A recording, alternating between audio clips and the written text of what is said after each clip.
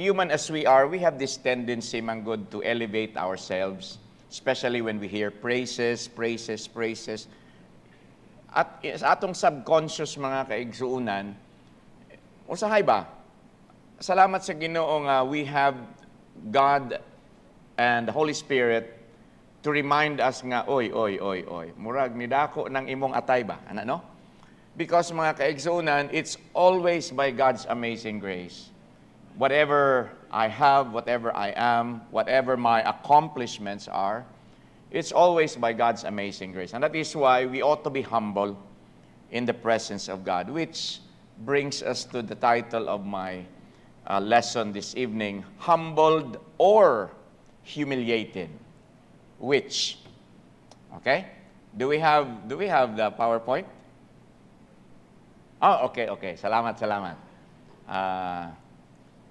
Late at night naman gunako ni gipadala sa kang Kim niya. Salamat nga iyang gitrabaho. Thank you, Kim. Let's all stand, please, and open our Bibles to the book of James, chapter 4. We will go to halos tibuok chapter, no? 6 to 10, and then we will go to 13 to 17.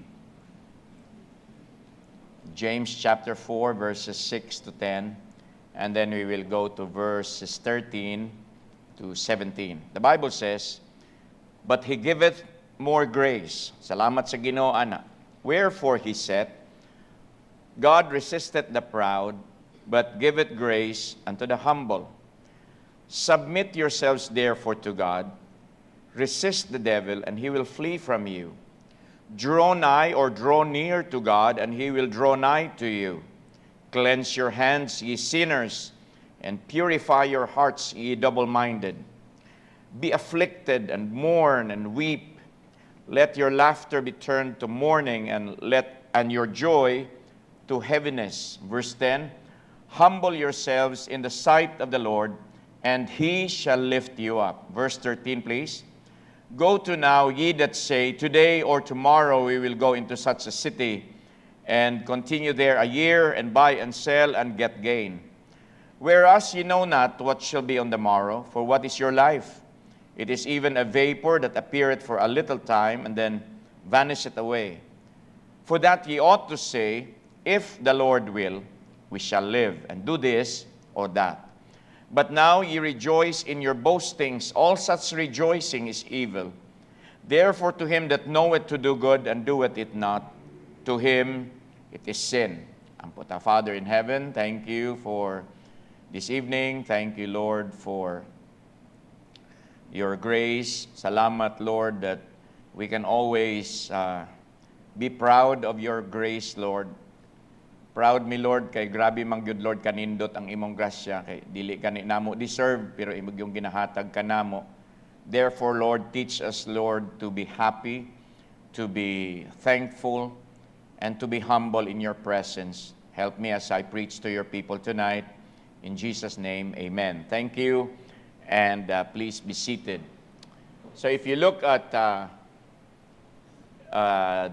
title, Humbled or Humiliated, asamanta, no? Mas maayo gitong mag-humble ta sa atong kaugalingon kay dili gyud ta ganahan mauwawan. Wa gyud tao nga ganahan nga mauwawan. Wala gyud tao nga ganahan nga mapahiya. Wala gyud. We get offended when we are humiliated, and then there are even people who gets depressed.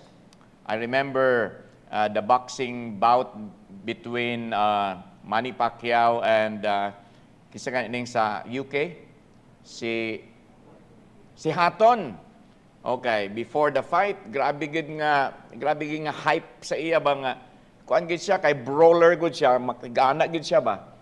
Unya, he was so confident of himself. Unya, gina-build up pa gid siya sa iyang team, sa iyang manager nga kuan ka kasi si Manny Pacquiao, kuan kay na. So, we know the story. But then on the second round, he went down. And then he went into depression because he was humiliated. Diba? And recently, he died. So, grabe ang iyang humiliation, grabe ang kauwaw niya kay Grabe man kung panghambog niya nga mudaog ko kanang taga-Asia ako ng pulpugon unya siya na inuoy na pulpog nalipong ko siya.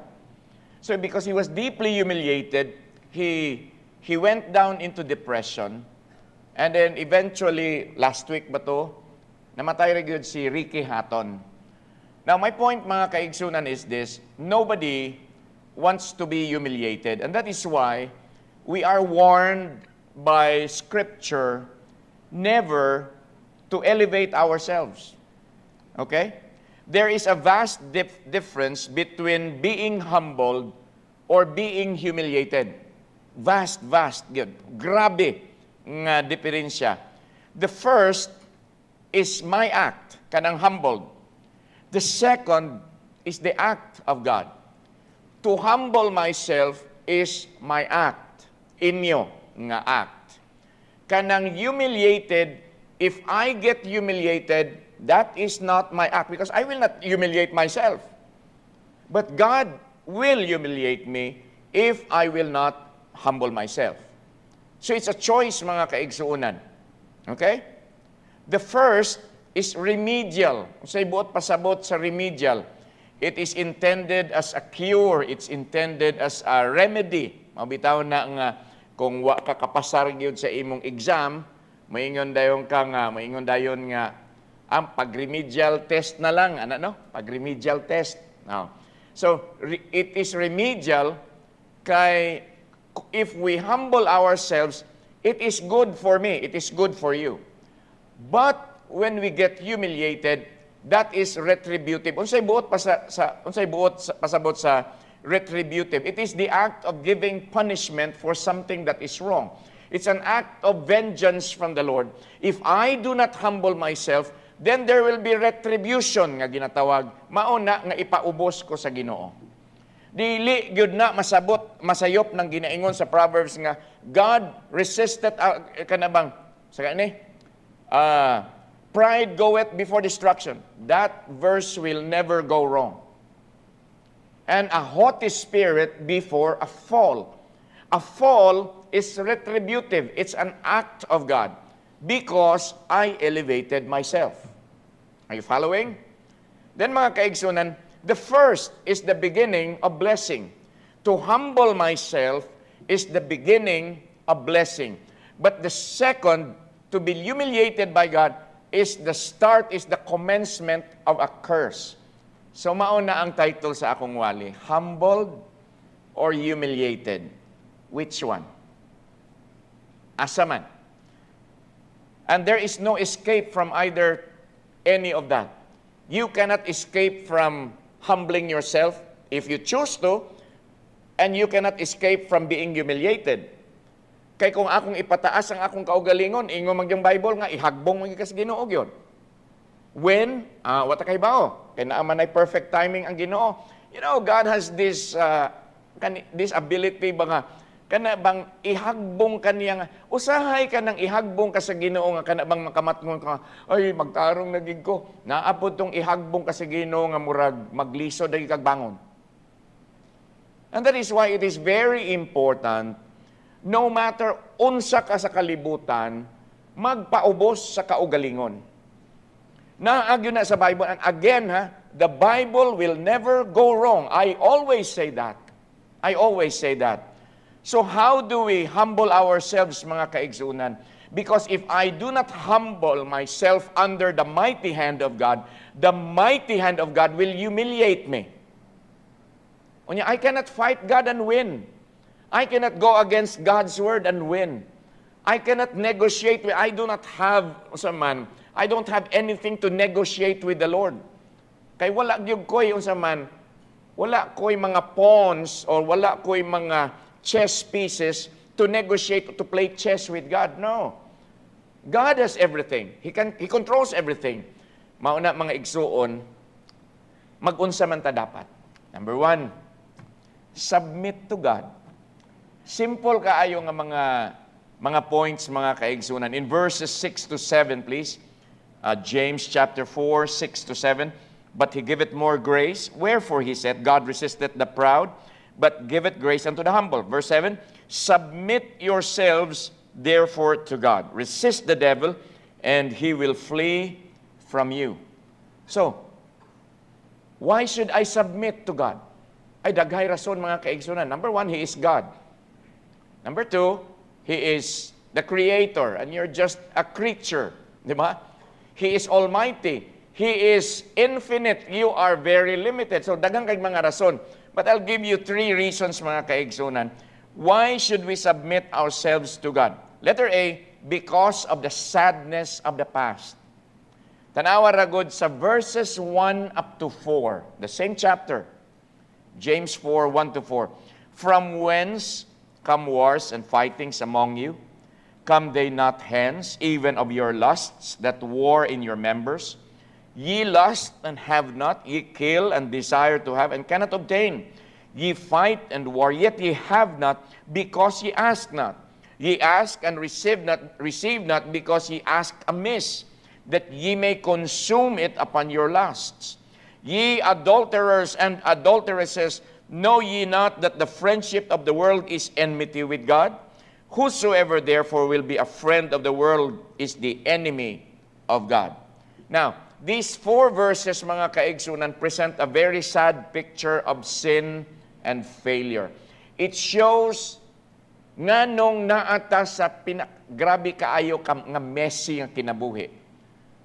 Why is our country in a very bad mess? Because of sin. Because of greed. Because of the desire for power.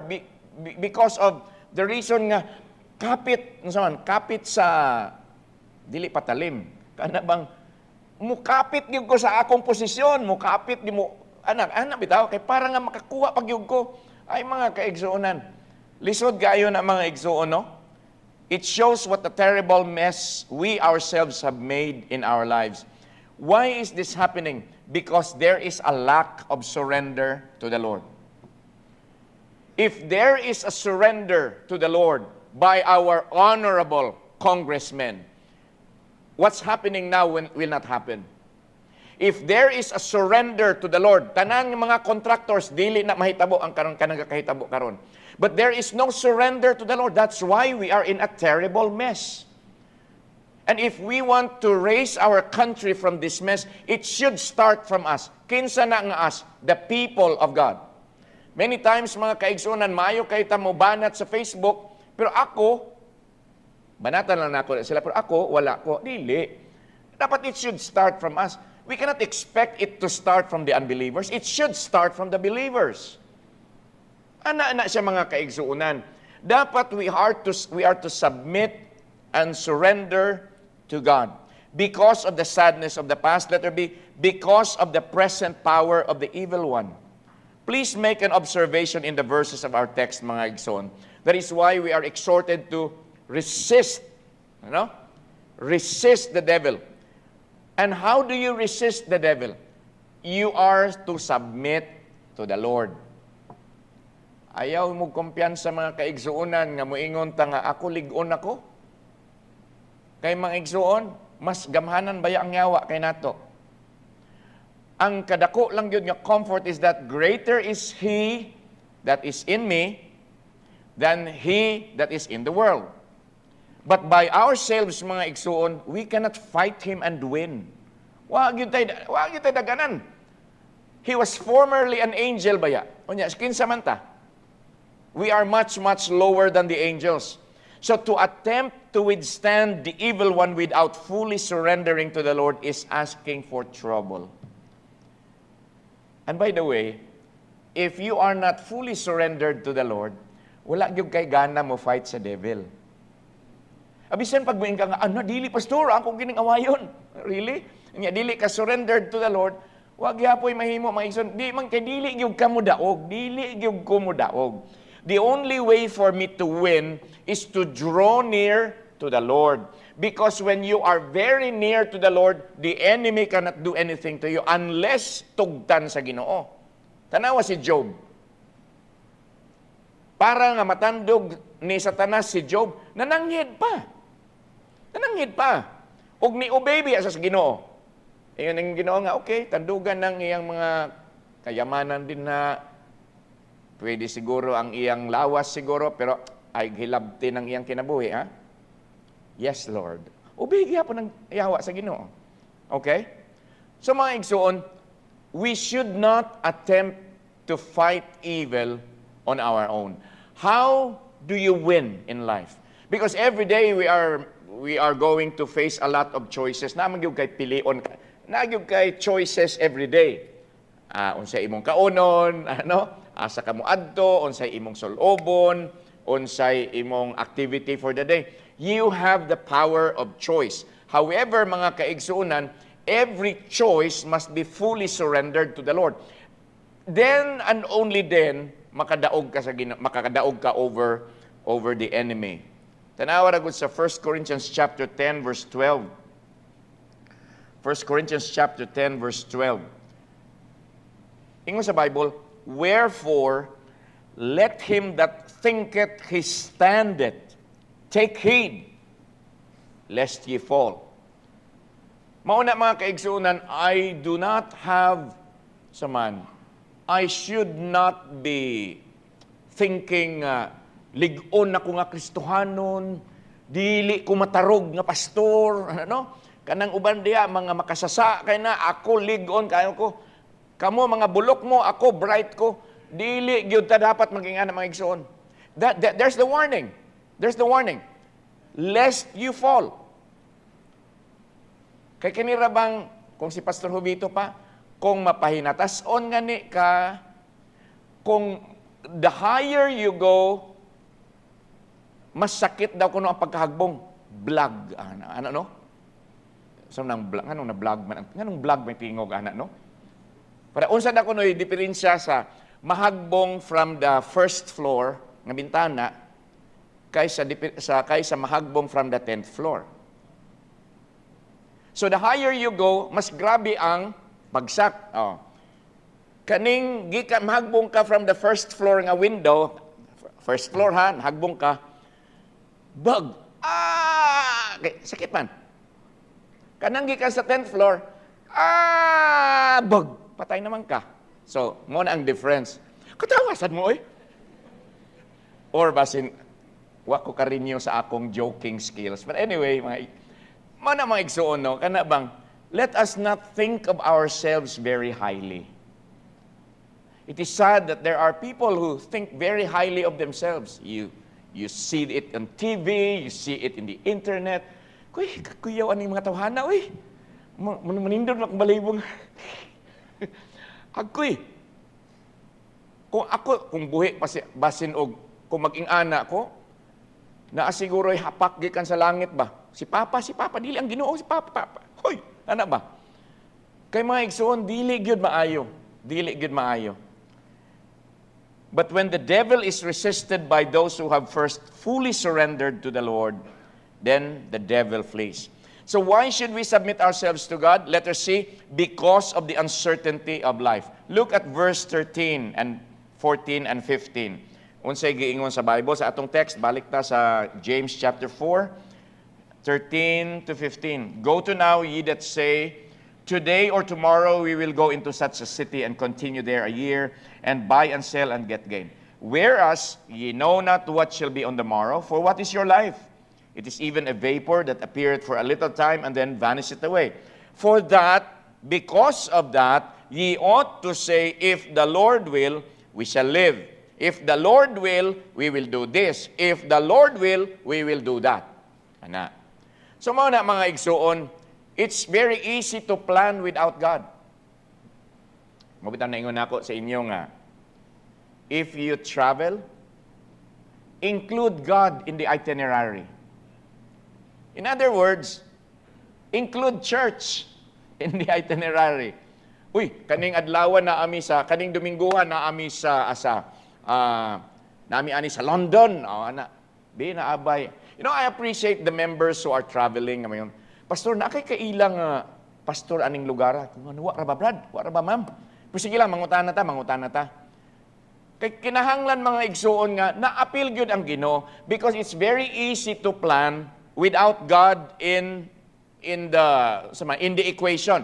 And if you plan without God, mga igsoon, it will just be pointless. It will just be useless. all our plans should first be submitted to the Lord. And even then, we should announce nga kung kabubuton sa Ginoo. It's good to plan ahead. Like for example, na ay mga travels. You have to plan ahead. Asa ka magstay. Asa ka, mautong, a few days ago, I messaged Ma'am Shirley Tagarda, ko nga, Ma'am, kung sa ganitong hotel, Ma'am, nga na ay 7-Eleven sa Atubangan, kung sa kituingan adto kay, we have to book kay. May na lang, kung gutomon mi ni Brother Adrian tungang gabi at least makatabok rami, kapalit mi og, nabay siupaw sa Chiang Mai. Basta kay makapalit mig pagkaon. Ano? So it's good to plan. Even if everything is already set, even if everything is already prepared, it is always wise to say, if it is the Lord's will. Kami ni Brother Adrian, sa October, we have the tickets. We have tickets, we have passports, we have hotel bookings. Nakaplastan ako pero panabok. Pero sige lang, butang-butang na to, granting kanang nabook na. And then the schedule is, everything is okay na. Our flights are okay, our connecting flights are okay. Even then, mga igsuon, dapat yun mag-ingon ko nga, kung kabubuton sa Ginoo. Kay kung dili kabubuton sa Ginoo, na tanawa, miaging 2019, grabe na akong schedule for 2020, 2021, and 2022. Grabe ang akong schedule. I have schedules na, even for 2022. That was in 2019. And then COVID came. So, obviously, it was not the Lord's will. Diba? Onya, pagkahuman ana, kay nakautang naman lagi ta kay tungod sa COVID, so gi-restore ang uban ng mga schedules. Okay na, plaster na ang schedules nako. Og na-stroke ko. Tuan na sad, palpak na sad. Kaya nga naman, mauto ang will sa Ginoo. So it is always good to submit to God because you do not know what lies ahead. Kaning naa sa verse mayon nga, moadto mi ana nga lugar, magnegosyo mi, moning among himon, mag-buy and sell mi unya, makaginansya mi. Dili mga igsoon, ingon sa Bible, dapat moingon ka kung kaboboton sa Ginoo. Ana. Are you following? Okay. So mga igsoon, life is a series of surprises. That is why, as I've said ganina, even if everything is prepared and in place, it is always wise to say, the Lord willing. Na. Number 2, submit to God. Number 2, draw nigh to God. Look at verses 8 and 9. James 4, 8 and 9. Draw nigh to God, and He will draw nigh to you. Cleanse your hands, ye sinners, and purify your hearts, ye double-minded. Be afflicted, and mourn, and weep. Let your laughter be turned to mourning, and your joy to heaviness. So, this is the kanang pagduol nimo sa Ginoo, mga igsuon. This is the first expression, and this is the first proof of your submission to God. Kung moingon gani ka nga, yes, Lord, musubmit na gyud ko sa imo, Lord. So, ang pinakauna nga proof nga tinud-anay ng imong pag-submit sa Ginoo, mao nang muduol ka sa Ginoo. Mao nang ginaingon bitaw nako nga, dili ko kasabot sa mga Kristohanon. Kung way kwarta, di mo simba. Imbis kay muduol unta, magpasip-sip unta ka sa provider of everything. Kung naay gibati, dili mo simba. Kay ngano, ambot. Nga nung di man mo simba, nga dapat mo duol man ka sa the great physician. Mga igsoon, whatever you do, if you draw nigh to the Lord, dili gyud ka magmahay. It is always to your benefit. It's always to my benefit if you draw near to God. Drawing away from God will never do you any good. Drawing near, no matter the circumstances, no matter your situation, will always be for your good. So you choose. Okay? How do we draw nigh to God? Letter A, with sincerity. Ang natural, ay manang, mayong kunuhay ko nga, muduol ko sa Ginoo niya, mabasa biya sa Ginoo ang kasing-kasing nato, no? So maingon ko nga, church, muduol na ko sa Ginoo. Unya, believe kay mo tanan sa ako nga. Grabe si pastor no, nagpaduol gid sa Ginoo. Unya ang Ginoo na, ilara ta John, ilara ta. Your heart is very far from me. You are just doing that to please the people, so that the people will be impressed with you. Remember, you cannot fool God. I can fool you, but I cannot fool God. Therefore, mga igsuon, kumuduon man lang ko sa Ginoo, lubos-lubosin na lang with sincerity. Yan ang tinud-anay ba? And then, letter B, in penitence. Unsay buot pasabot, anak mga kaigsuunan, there should be real sorrow for sin. When we are sinning, there has to be sorrow in our hearts nga, Lord, pasaylo ako, Lord. That's how we draw near to the Lord. Okay? So, in sincerity, with sincerity, and then in penitence. Number 3. Di mo mag-amen? Now, isa rin yun may kapapil akong outline. Ano yan pa sa luyo? Number 3, be humble in the sight of God. Not in the sight of man. Because as I've said, God sees your heart. Kana bang grabe gid ko ka-humble no nga moingong kamo mismo moingon nga kana si Pastor Johnny no humble gid sa nga tanan pero dili lagi nato mailad ang Ginoo. Usahay ba kanang mag-preach ko like 2 Sundays ago I was in Bulacan. Unya gi-introduce nako sa pastor ingon siya nga ito pong speaker natin ay napaka-humble. Napaka-humble niya. Mura mang nimbawat ak balahibo nga kay kahibaw ba ko mga kaigsunan nga Ilonggo ba ko?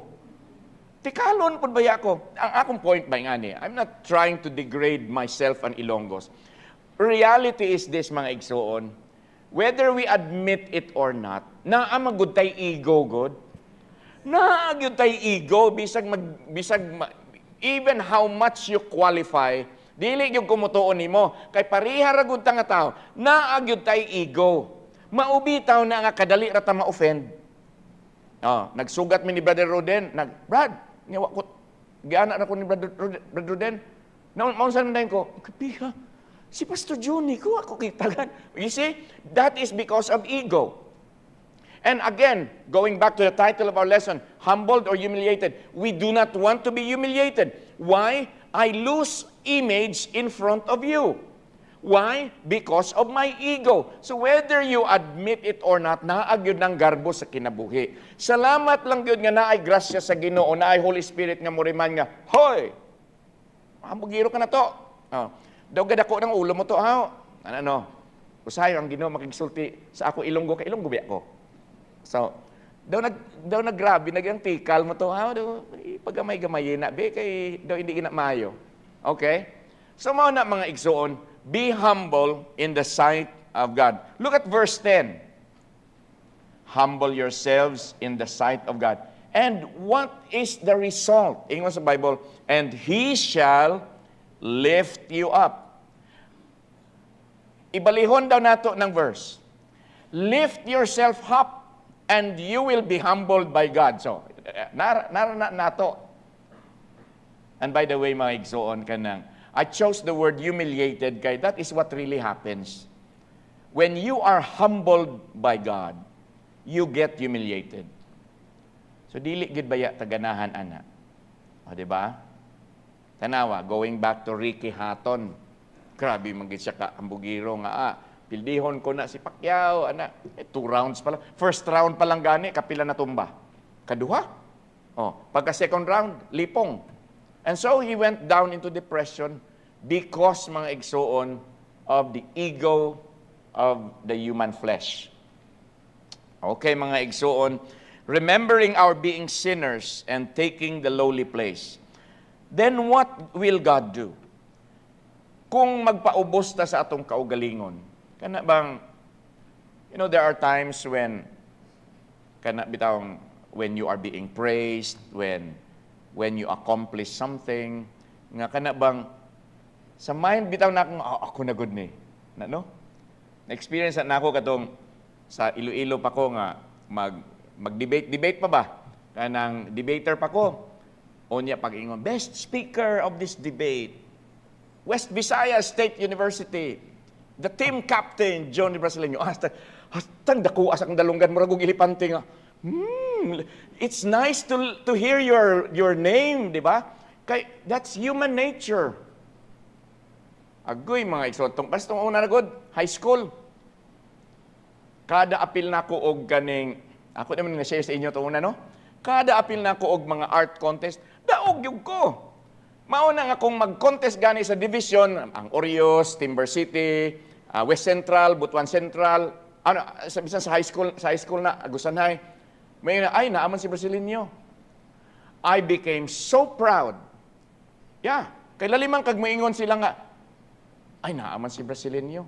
Watay daganan ani. Dako kay akong perting dako agi sa akong ulog yon. And the Lord, true to His word, He humiliated me in one contest. And that was for me, ako'y pinakanindot ha unya. Pero saon man ang mga judges mas maayo manggid kaysa amo. Estudyante pagod me. Ang among mga judges, mga architects, mga engineers. Unya mga kaigsuonan, bisag consolation prize, why ako? I was really humiliated. The next day, in Agusan High, murag di ko ganahan pakita sa akong mga classmates kay I was so humiliated. Why? Because I lifted myself up. Take that as a lesson, igsuon. Kamu mga young people, God is going to give you a lot of opportunities to grow. God is going to give you achievement after achievement, kaning accomplishment after accomplishment. Ayaw gyud na ipasud sa ulo. Ayaw gyud na ipasud sa kasing-kasing. Dapat with all sincerity, salamat Lord. Salamat Lord. So what will God do to you when you humble yourself in the sight of God? God will lift you up.